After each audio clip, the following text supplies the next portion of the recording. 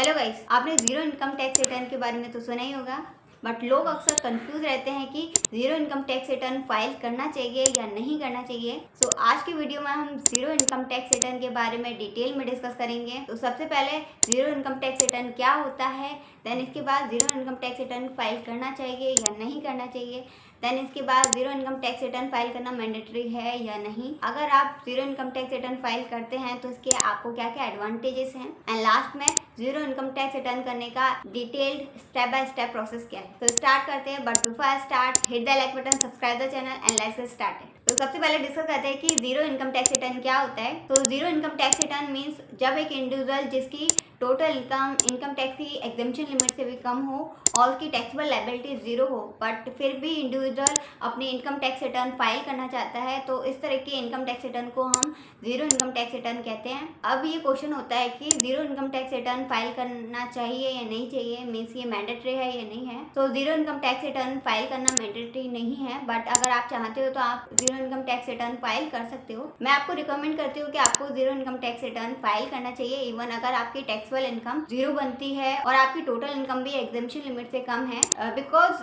अगर आप इस तरह से इनकम टैक्स रिटर्न फाइल करते हो तो आपको कुछ एडवांटेजेस और बेनिफिट मिलते हैं। तो to avail that benefit you should file the zero income tax return. So income tax return file करना सिर्फ उनके लिए मैंडेटरी होता है जिनकी टोटल इनकम एग्जेम्पशन लिमिट से ज़्यादा हो, जिनकी कुछ ना कुछ टोटल टैक्स लायबिलिटी बनती है, उनके लिए इनकम टैक्स रिटर्न फाइल करना कंपलसरी होता है। एंड अदर इंडिविजुअल के लिए एक अच्छी प्रैक्टिस है बट नॉट कंपलसरी। तो zero income tax return file करने के क्या क्या बेनिफिट होते हैं। तो सबसे पहला है फाइनेंशियल प्रूफ। सो अगर आप ईयर बाय ईयर हर साल zero income tax return file करते हैं तो आपकी एक फाइनेंशियल हिस्ट्री क्रिएट हो जाती है जो आपके लिए एज अ फाइनेंशियल प्रूफ काम करती है, जो आप कई पर्पस के लिए यूज़ कर सकते हो। लाइक आप वीज़ा एप्लीकेशन के लिए यूज़ कर सकते हो, आप पासपोर्ट एप्लीकेशन के लिए यूज़ करते हो, एंड साथ के साथ अगर आपको किसी भी अदर तरह का लोन अप्लाई करना है तो भी आप इसको यूज़ कर सकते हैं। देन उसके बाद सेकंड होता है फॉर क्लेमिंग द रिफंड। तो अगर आप सैलरी क्लास पर्सन हैं और आपकी सैलरी पर टीडीएस डिडक्ट होता है, तो अगर किसी भी साल अगर आपका एक्सेस अमाउंट डिडक्ट हो जाता है तो आप उसको क्लेम कर सकते हैं। तो अगर आप एक्सेस अमाउंट को क्लेम करना चाहते हैं तो इसके लिए ज़रूरी है कि आपने zero income tax return file किया हो। अगर आपने टैक्स रिटर्न फाइल नहीं किया है तो आप एक्सेस अमाउंट को क्लेम नहीं कर सकते, आपके पास रिफंड नहीं आ सकता।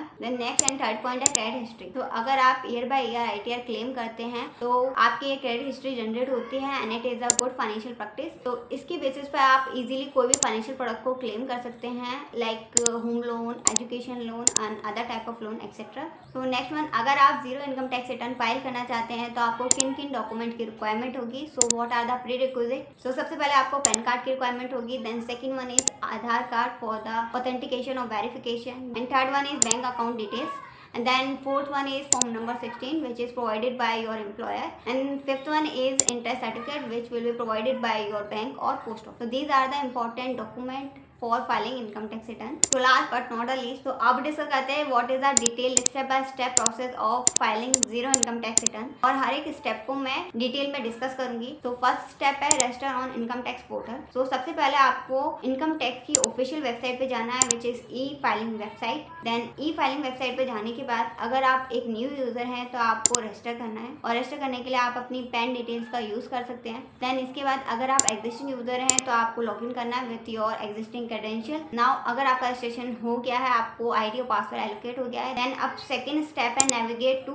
ई फाइल सेक्शन। तो अब हम ई फाइल सेक्शन पे जाएंगे। तो अब आपको लॉग इन करने के बाद ई फाइल सेक्शन को सेलेक्ट करना है, और ई फाइल सेक्शन को सेलेक्ट करने के बाद आपको इनकम टैक्स रिटर्न ऑप्शन को सेलेक्ट। देन इसके बाद हमारा थर्ड स्टेप आता है। थर्ड स्टेप में आपको एक एप्रोप्रिएट आईटीआर फॉर्म सेलेक्ट करना है। तो सबसे पहले आप असेसमेंट ईयर को चूज़ करेंगे, और असेसमेंट ईयर आप जिस ईयर के लिए क्लेम कर सबमिट कर रहे हैं उससे रिलेटेड होना चाहिए। तो आपके लिए यहाँ पर जो करंट असेसमेंट ईयर है वो होगा 2025-26 करंट असेसमेंट ईयर। तो आप इसे चूज़ कर लेंगे। चूज़ करने के बाद अब आपको ऑनलाइन पर क्लिक करना है और फिर कंटिन्यू करना है। आपको यहाँ पर स्टार्ट न्यू फाइलिंग पर क्लिक करना है, और इसके बाद अब आपको यहाँ पर इंडिविजुअल पर क्लिक करना है। और इंडिविजुअल पर क्लिक करने के बाद आपको कंटिन्यू पर क्लिक करना है, और अब कंटिन्यू पर क्लिक करने के बाद आपका नेक्स्ट। तो अब आपको अपना आईटीआर फॉर्म सेलेक्ट करना है कि आपको कौन सा आईटीआर फॉर्म फिल करना है। सो जब हम zero income tax return file करते हैं तो यहाँ पर हमें आईटीआर 1 फॉर्म सेलेक्ट करना है। आईटीआर 1 फॉर्म उन इंडिविजुअल के होता है जिनकी टैक्सेबल इनकम एग्जामिशन लिमिट से नीचे होती है और जिनकी टैक्स लायबिलिटी 0 होती है। देन ITR 1 पर क्लिक करने के बाद अब आप प्रोसीड करना है। देन यहाँ पर आपको ओके कर देना है। हम स्टार्ट कर देते हैं। स्टार्ट करने के बाद अब आपको यहाँ पर एक ऑप्शन पूछता है। अब आपको सेलेक्ट करना है कि आपको इन तीनों में से कौन सा वाला ऑप्शन चूज करना है। तो यहाँ पर मैक्सिमम टाइम पर आप अदर्स वाला ऑप्शन चूज करते हैं। हमारा step 4 which is fill the required detail. तो यहाँ पर सबसे पहले आपको अपनी पर्सनल इन्फॉर्मेशन फिल करनी है। Then gross total income, then उसके बाद total deductions, tax paid and verify your tax liability detail. तो सबसे पहले हम पर्सनल इन्फॉर्मेशन देखते हैं। तो यहाँ पर पर्सनल इन्फॉर्मेशन में पहले हमें सेलेक्ट करना है अपना नेचर और एम्प्लॉयमेंट क्या है हमारा। तो यहाँ पर आपका पर्सनल एम्प्लॉयमेंट वाला जो ऑप्शन है तो पब्लिक सर्विस हो सकता है, बट मैक्सिमम टाइम पर यहाँ पर हमारा अदर्स वाला ऑप्शन रहता है। और यहाँ पर अब आपसे पूछेगा कि आपको न्यू इनकम टैक्स एग्जाम में इनकम टैक्स रिटर्न फाइल करना है या आपको ओल्ड इनकम टैक्स एग्जाम से करना है। तो यहाँ पर न्यू इनकम टैक्स एग्जाम में जो टैक्सेबल लिमिट है वो ज़्यादा है, इसलिए हम न्यू इनकम टैक्स एग्जाम के अकॉर्डिंग ही जाएंगे। एंड देन उसके बाद आपको कन्फर्म करना है। अब हम बैंक डिटेल देखते हैं। तो अगर आपकी यहाँ पर बैंक डिटेल अटैच है तो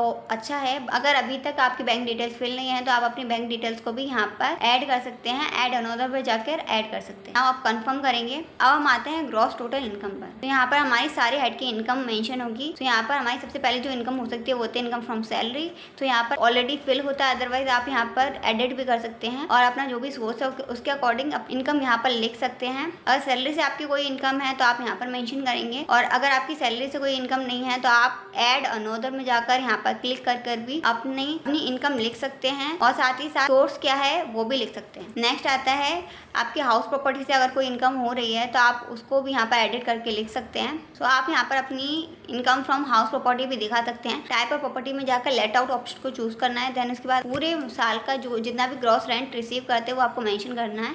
बाकी सारी चीज़ें अपने आप ही कैलकुलेट हो जाती हैं। देन इसके बाद हम सेव पे क्लिक कर देंगे। देन इसके बाद हमारा नेक्स्ट आता है इनकम फ्रॉम बोरो कैपिटल और कैपिटल गेन्स। कोई इनकम इससे है तो वो यहाँ पर आएगी। देन उसके बाद इनकम फ्रॉम अदर सोर्सेज।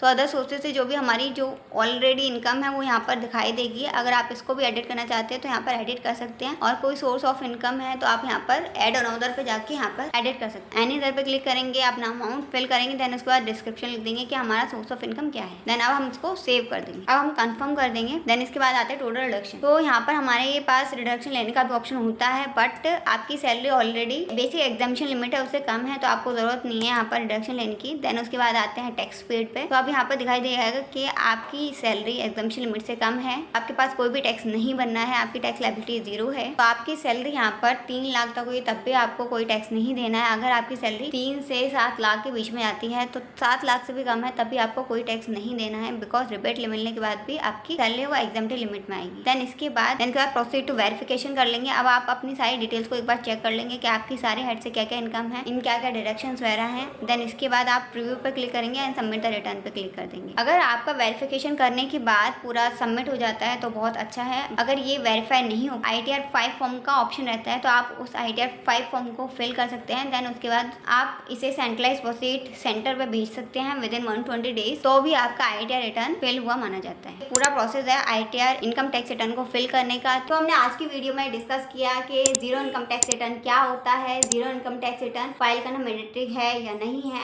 और साथ के साथ इसका एक डिटेल प्रोसीजर, अगर आप zero income tax return file करते हैं तो इसके क्या क्या आपको बेनिफिट हो सकते हैं। तो आई होप ये वीडियो आपके लिए बहुत हेल्पफुल रहा हो। अगर आपको कोई डाउट या कंफ्यूजन है तो आप कमेंट सेक्शन में मेंशन कर सकते हैं, और अगर आप चाहते हैं कि मैं किसी पर्टिकुलर टॉपिक पे वीडियो बनाऊं तो आप उस टॉपिक को भी कमेंट सेक्शन में मेंशन कर सकते हैं। Till then take care, keep growing and I will see you in the next video.